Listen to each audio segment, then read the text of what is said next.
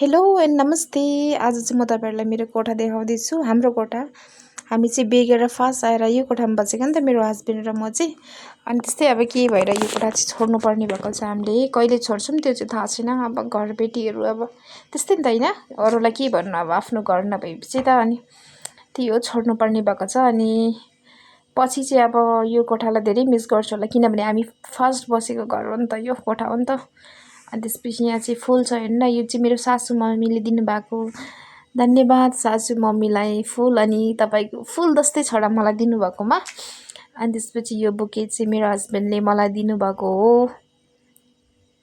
त्यसपछि यो सानो सानो डब्बा देख्नु भएको छ नि, यो डब्बा चाहिँ पहिला मेरो हस्बेन्ड अनि मेरो लप्पा त हामीले यसमा चक्लेट खाएको थियौँ कि। अनि मलाई कस्तो माया लाग्छ कि सानो सानो कुराहरू पनि मलाई चाहिँ मेरो हस्बेन्डले दिएको सानो सानो कुराहरू पनि धेरै इम्पोर्टेन्ट छ कि मेरो चाहिँ।